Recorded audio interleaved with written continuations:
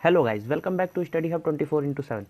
सो guys, हमने Study Hub पे क्या किया था कि आपका दिल्ली सल्तनत तक पूरा कर लिया था। ठीक है, दिल्ली सल्तनत पूरा नहीं, अभी कवर कर रहे थे। तो हमने कहाँ तक पढ़ा था? खिलजी वंश तक पढ़ते थे। ठीक है, तो खिलजी डायनेस्टी तक पढ़ चुके थे। तो उसके आगे आज किसके बारे में पढ़ने वाले हैं? तो आज हम पढ़ेंगे तुगलक डायनेस्टी के बारे में। ठीक है, सो तुगलक डायनेस्टी का पहले देखेंगे फाउंडर, फिर देखेंगे उसके वंशज के बारे में। ठीक है, तो तुगलक डायनेस्टी आपका पहले देख लीजिए कितने से कितने तक चली थी। तो 1320 से 1414 तक ये डायनेस्टी पूरी चली थी। ठीक है, सो इसमें कुछ जानने लायक बातें जो हैं वो देख लेते हैं क्या क्या है। सो पहले तुगलक डायनेस्टी के बारे में फाउंडर कौन था? तो गयासुद्दीन तुगलक थे इनके फाउंडर। ठीक है, गयासुद्दीन तुगलक भी राज करते हैं, अपने राजा बनते हैं। तो ये बनते हैं 1320 से 1325 तक। ठीक है, इनकी डायनेस्टी का टाइम पीरियड बस इतने तक, मतलब इनकी जो समय काल होता है डायनेस्टी में वो इतने तक ही रहता है। ठीक है, इन्होंने फाउंडेशन कहाँ किया था? फाउंडेशन किया था तुगलकाबाद का। ठीक है, तो इन्होंने किसका फाउंडेशन किया था? तुगलकाबाद का, जो दिल्ली के पास में है। ठीक है, लास्ट में क्या होता है इनके साथ कि इनके बेटे ही इनको मार देते हैं 1325 में और अपने हाथ में ले लेते हैं थ्रोन। ठीक है, तो थ्रोन के लिए ही मार दिया जाता है इनको।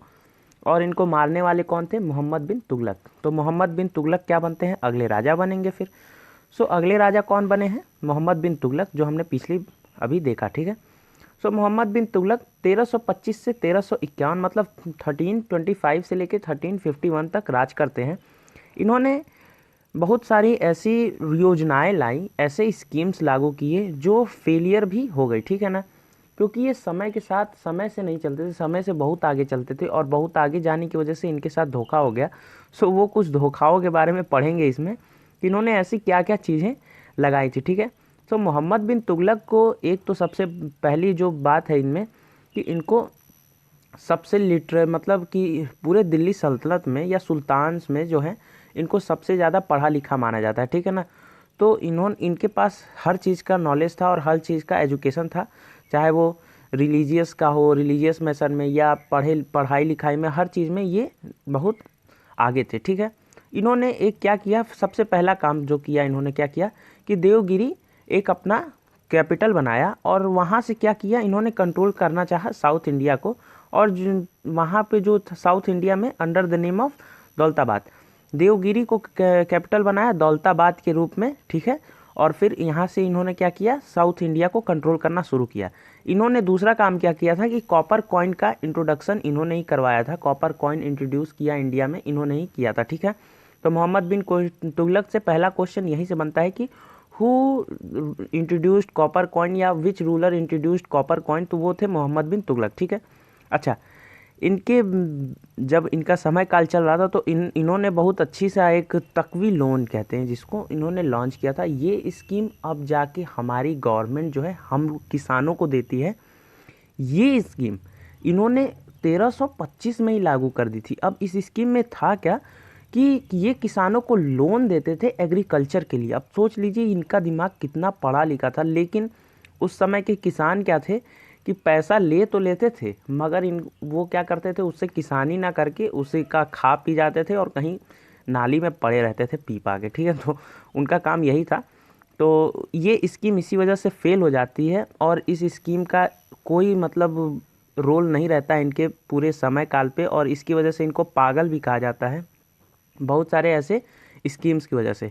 अच्छा, इन्होंने क्या किया था कि इन्होंने एग्रीकल्चर डिपार्टमेंट को ही अलग कर दिया था। इनका फोकस जो होता था वो एग्रीकल्चर पे ही ज़्यादा होता था। सो इन्होंने एक अपना अलग ही डिपार्टमेंट रखा एग्रीकल्चर का, और रखा किस पे? दीवान आई कोल्ही पे। इनके नाम पे ये कोल्ही कोल्ही, ठीक है ना, दीवान आई कोल्ही नाम से इन्होंने क्या रखा, एक अपना अलग एग्रीकल्चर का डिपार्टमेंट ही बना लिया। ठीक है, सो ये था पूरा मोहम्मद बिन तुगलक के बारे में। अब बात कर लेते हैं किसके बारे में? फिरोज तुगलक के बारे में, जो इनके आगे लड़के होते हैं उनके बारे में। अच्छा, फिरोज तुगलक के बारे में क्या है कि फिरोज तुगलक के बारे में ज़्यादा कुछ जानने लायक तो बात नहीं है, लेकिन हाँ, इन्हें अकबर कहा जाता है दिल्ली सल्तनत का, सबसे पहले और सबसे इम्पॉर्टेंट बात है। दूसरा, इनका समय काल जो था वो 1351 से लेकर 1388, मतलब 1351 से 1388 तक चला था। इनके समय में दूसरी याद रखने वाली बात यह है कि सबसे ज़्यादा लार्जेस्ट नौकर जो थे, नौकर जब से ज़्यादा इन्हीं के समय काल में थे। ठीक है ना, अच्छा, इन्होंने क्या कराया था कि ज्वालामुखी टेम्पल से लिया था लाइब्रेरी से क्या, जो स्क्रिप्ट्स होते हैं, और उनको क्या कराया था, संस्कृत 1300 संस्कृत स्क्रिप्ट्स उठाए थे और उनको क्या किया, कन्वर्ट कर दिया पर्शियन लैंग्वेज में, ठीक है ना। तो इनका ये समय काल में सबसे महत्वपूर्ण ये कुछ काम था, ठीक है। अच्छा, नोट करने वाली बात ये है कि इन्हीं के समय काल में तैमूर ने अटैक किया था, इंटर किया था दिल्ली में और वहाँ से लूट के ले गया था अब हमारे क्या सोना, जो यहाँ से वेल्थ जो थी, मतलब गोल्ड सिल्वर्स, ये सब यहीं से लूट के तैमूर का आक्रमण इन्हीं के समय काल में हुआ था। फिर इसके बाद मतलब क्या होता है कि 1399 में जब जाता है यहाँ से तैमूर, इस समय तक क्या होता है ना कि तुगलक डायनेस्टी होती तो है मगर उसका कोई मतलब नहीं रह जाता है, मतलब कि बिल्कुल समाप्त जैसा रहता है और तुगलक डायनेस्टी यहीं से ख़त्म हो जाती है, ठीक है, फिरोज तुगलक के बाद ही। अच्छा, तुगलक डायनेस्टी के बाद आती है सैयद डायनेस्टी और लोदी डायनेस्टी, ठीक है। तो तुगलक डायनेस्टी के बाद कौन कौन सी आपको याद रखनी है, सैयद और लोदी। सैयद डायनेस्टी के बारे में एक बहुत अच्छी रोचक बात यह थी, तैमूर के बारे में अभी जो आपने पढ़ा, इसी के जो सेनापति या गवर्नर जिसको कहते हैं वो था, एक था खिर्ज खान नाम का था, तो उसी को अपॉइंट करके गया था ये तैमूर, ठीक है।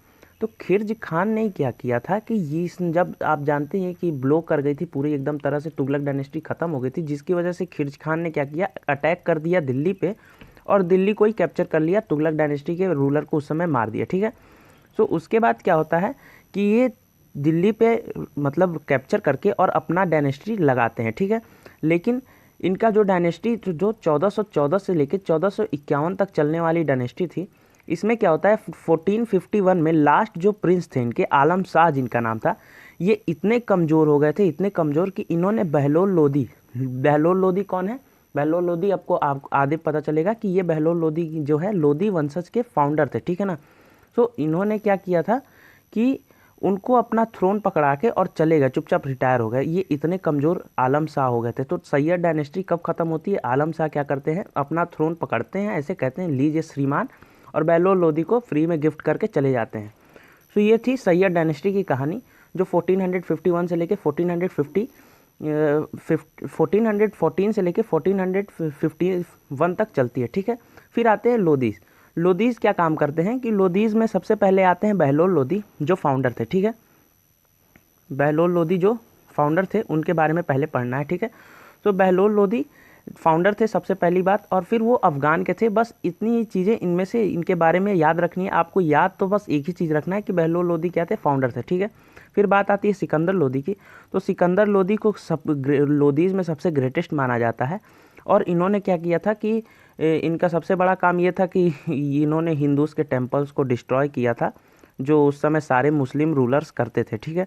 अच्छा, फिर इसका क्या काम था कि इन्होंने कि दिल्ली से अपना कैपिटल जो था वो आगरा शिफ्ट कर दिया, ठीक है। फिर इन्होंने इंट्रोड्यूस किया गज आए सिकंदरी, ये चीज़ आपको याद रखनी है। और यही कुछ काम थे जो सिकंदर लोदी करते हैं, और सिकंदर लोदी ही लोदी में सबसे ग्रेटेस्ट थे, मतलब सबसे ज़्यादा पावरफुल भी माने जाते हैं, ठीक है। फिर आते हैं इब्राहिम लोदी जो था वो भाई साहब, इनके बारे में क्या ही बोलें कि ये इतने बड़े गजब के इंसान थे कि लास्ट सल्तनत सुल्तान थे दिल्ली के, सबसे पहले दिल्ली सल्तनत इन्हीं के समय काल में ख़त्म होती है। अच्छा, ये सबसे गुस्से वाले इंसान थे, ठीक है। इन्हीं के गुस्से की वजह से क्या होता है कि इनके जो नोबल्स मतलब ये होते हैं कि जो पढ़े लिखे आपके दरबार में रहते हैं, वो लोग का ये इंसल्ट कर देता था बंदा ओपन, मतलब कि सब पूरी प्रजा भरी पड़ी है उसी के सामने कुछ भी बोल के चला जाता था अपने नोबल्स को। इसकी वजह से नोबल्स क्या किए कि रिवोल्ट कर दिए, ठीक है ना। रिवोल्ट का नतीजा ये होता है कि दौलत खान लोदी जो थे, एक उन्हीं में से पढ़े लिखे आदमियों में से ही एक दौलत खान लोदी थे। इन्होंने इनवाइट किया बाबर को, और बाबर का आगमन होता है, ठीक है। अच्छा, ये बाबर कौन है, ये बाबर वही है जो तैमूर के वंशज में आता है, और ये बंदा मुग़ल एम्पायर को फिर खड़ा करेगा, बाबर ही, ठीक है। ये तैमूर के वंशज के थे बाबर, और बाबर का रिलेशन ऐसे जुड़ता है कि बाबर को बताया गया था खिर्ज खान के बारे में कि खिर्ज खान आपके जो हैं वहाँ पे आप रूल कर रहे हैं, आपको सिर्फ उनसे जाके थ्रोन लेना है। लेकिन तब तक क्या हो गया था कि इब्राहिम वहाँ पे लोदीज भी आ गए थे, जिसकी वजह से इनको लड़ना पड़ा। और लड़ के फिर क्या किए, बैटल ऑफ पानीपत जो होता है, फर्स्ट बैटल ऑफ पानीपत कब होता है, 1526 में, ठीक है। इसमें क्या होता है, इसकी डेट मैं लिखूँ तो पूरा डेट ये था कि 21 अप्रैल, ठीक है, अप्रैल 1526 में ये लड़ाई होती है, और इसमें इब्राहिम लोदी मारे जाते हैं। और बाबर जो थे उन्होंने थ्रोन दिल्ली को कब्जा कर लिया, थ्रोन अपने हाथ में रख लिया।